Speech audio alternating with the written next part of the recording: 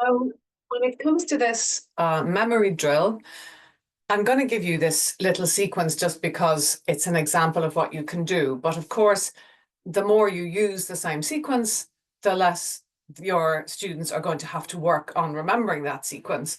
So what I'm hoping to give you an idea of is how the the closer in similar, the more similar each exercise is, the more difficult it's going to be for them to determine which one is number one, two, three, or four.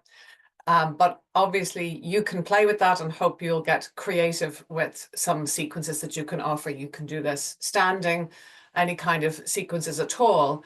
There's something about the rhythm and the repetition that can both challenge the brain and also be maybe a little soothing because you get that opportunity to do the exercise a couple of times, getting used to it. A couple of key things. Make sure to teach it very clearly. If you know that you have people in your class who seem to struggle more with memory, then you might teach each exercise twice. You'll hear as I teach that I am giving a lot of memory supports within it. For example, when I'm teaching exercise number 2, I'll be asking them to think about exercise number 1. When we come to rest, we'll be thinking in our mind through all the exercises. So giving people an opportunity to cement it in their minds. Also, so that people don't feel vulnerable or a bit silly when you're asking them to perform it themselves, initially announce the number so that they can perform that numbered exercise, and don't do anything yourself. But after a couple of breaths or what might take a couple of repetitions, then do it yourself so that people aren't left flailing around in the middle of the classroom. They will unfortunately be watching each other, so that the people who can remember will end up being watched by the people who can't. And you can't legislate for that except by suggesting to them to try not to take a sneaky peek, and to try and see what they can remember and do their best. And they should feel it's difficult. If it's easy, I think this is really key for all neurological challenges, make sure that if they find it's easy, it's not really working their brain. Whereas if they find it difficult, that's the result that we want. So that might also help to soothe their sense of feeling a little bit silly and a little bit awkward. So this is all based on Pilates. And we're going to start lying on our back in what's called either semi-supine or constructive rest. I'm not going to give you all the Pilates setups. If you would like to know them separately, maybe I'll teach them in the lives. And if you need a little bit more information on them, for sure, get in touch with me. The basics very quickly are that for all these exercises, we're going to keep the trunk very still. So the trunk isn't going to be kind of arching and flattening around the place. And we want to maintain a small gap under the lower back, maybe just enough that you could slide a finger under or a pencil, but not an arch here, so the whole arm could go under, but also not pressing the back down so you can't get anything in there. So it's neutral spine. But when we go for that gap in the lower back, sometimes people's lower ribs will lift up off the floor. So think of the front ribs drawing towards each other and down towards the pelvis, so that the back ribs are on the floor, but maintain that little gap for a pencil.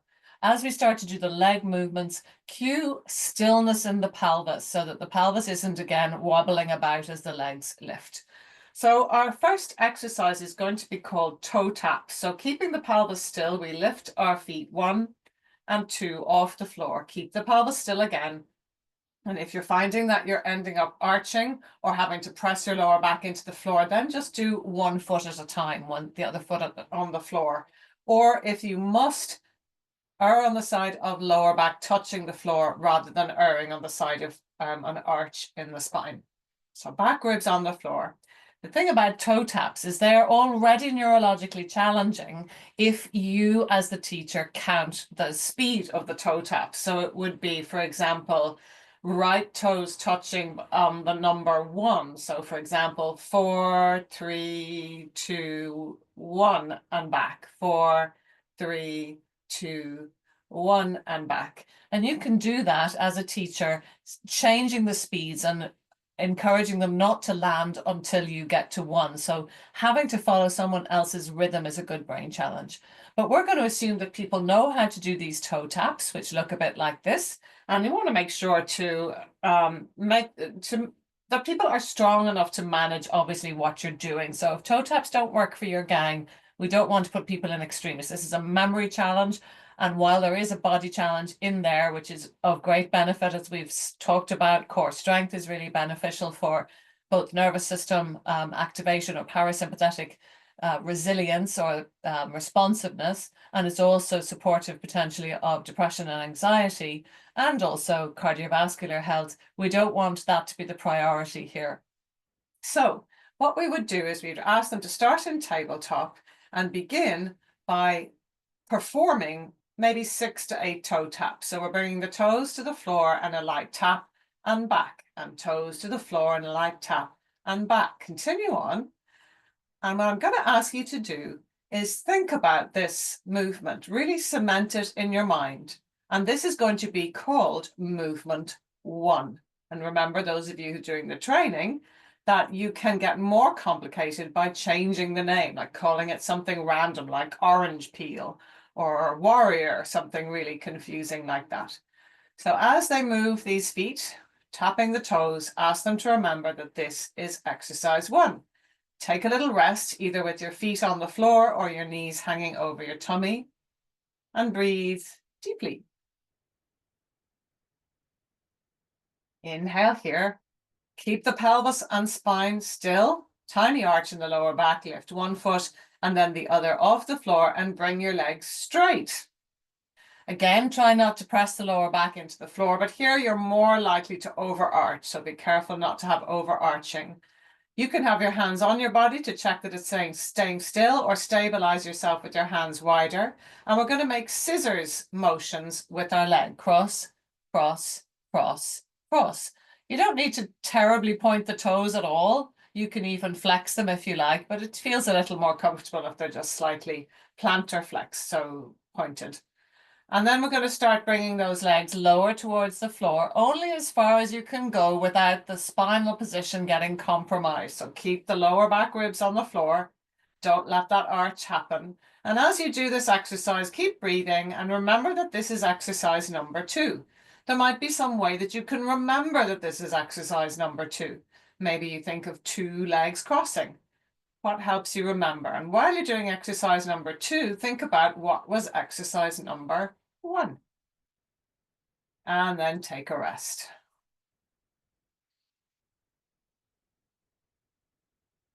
With your feet on the floor, slide your right leg out. And we're going to go back to something you've learned in the somatics sequence, which is psoas leg lifts. So that is when we drew our thigh. Well, you won't have done it yet because it's a later one in the sequences, but you will be familiar with it very soon. We are going to think of drawing the thigh bone up into the body as if we're trying to shorten the distance between our right lower ribs and our front of our right groin. So it's not a side bend and it's not a shortening by pressing the lower back down. It's a thought of literally concertinaing the side of the spine, the right side of the spine, or shortening psoas if you have a connection to psoas, or bringing the lower right ribs and the right groin closer together. And then inhale long. And then as you exhale, draw those points towards each other and lift your right leg only as high as parallel to the other thigh. As you inhale, lower it slowly down. Think of lengthening the psoas or lengthening the distance between the groin and the right lower rib. And do 2 more. Exhale, draw it in and up. And inhale slowly down. Use that somatic control so it doesn't just drop. 1 more time. This is exercise 3. I'm going to ask you that each time I call exercise 3, your added cognitive load is that you're going to do it on a different leg. Let's practice on the other leg just to cement that for ourselves. Left leg long. Inhale here. Exhale, draw the left rib and the left groin towards each other and lift the leg. I wouldn't add this into the memory challenge if I hadn't already done psoas leg lift with my group, in which case I would just do fairly normal leg lifts, not worrying about that sense of shortening before you lift. Exhale, that little concertina of the psoas muscle, or the distance between the lower ribs and the front groin, left groin. Inhale slowly down, feel that lengthening in contraction rather than in stretch. That's one of the keys of somatics. And exhale up. This is exercise 3. What was exercise 2?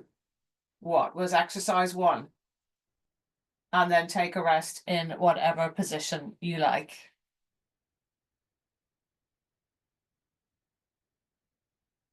Our last exercise for you to remember is number 4. We're going to take the feet off the floor again. Try not to bring the lower back down onto the floor and bring the legs straight again. Feet and knees together. If it's too hard for the legs to be straight, just bend them a little bit. And we are going to circle the legs. This is called corkscrew in Pilates. So it could be a really big corkscrew if you're quite strong and able to keep the lower back ribs on the floor, or it could be a small corkscrew up here. You're kind of drawing a circle on the ceiling or on the wall and the ceiling. And I'm going to ask you to do a different direction each time I call exercise 4. So cement in your mind, this is exercise 4. How is it different from exercise 2? Change direction. Can you visualize exercise 1? And can you visualize exercise 3? And bringing your feet to the floor for a little rest. So the next part is going to be me just calling out the numbers of the exercises. As a teacher, be aware that it can get confusing for you calling out the numbers of the exercises. So this is where I really try to prepare the sequence that I'm going to do. Otherwise, I get myself tied up in knots, which is kind of funny and keeps things lighthearted, which I always try to do with brain training exercises, is to keep it lighthearted so people don't get alarmed. So I'm not going to do any of these exercises until after I've seen how you get on. So let's make it easy on ourselves. And will you begin, please, with 2 repetitions on each side of exercise number 1. And in case you haven't remembered, it's this one. So notice I gave a little time for people to try before I reminded them what it was. And could you move now to exercise number 2? And in case you couldn't remember, it's this one. The legs going low and high if you can manage, but not to the point that the back ribs lift off the floor or the lower back arches. And then could you move into exercise 3? If you've forgotten, it was the leg lift, possibly with that psoas shortening, and just do one side. And then see if you can move into exercise number 4. And you as a movement professional watching this video will probably find that it's more easy for you to remember than it will be for your students. Of course, you haven't planned. I've planned. But now you are well used to moving your body and being aware of what comes next. So I'll guarantee you that people will be confused. I'm sorry, I forgot to remind you of this last one, which is the corkscrew, at any level you like. Okay, bring the feet down, and now we're going to get a little more tricky. So I'm going to be calling quicker between each different exercise, and I'm going to be mixing them up. And remember, we had 2 exercises in there that were to do the different side each time. So either one different leg or one different direction. So you're going to have to sort that out for yourselves. Okay, let's begin with exercise number 2. And then move to exercise number 1. And then moving to exercise number 2. And number 4. Which direction? Or side? And number 1.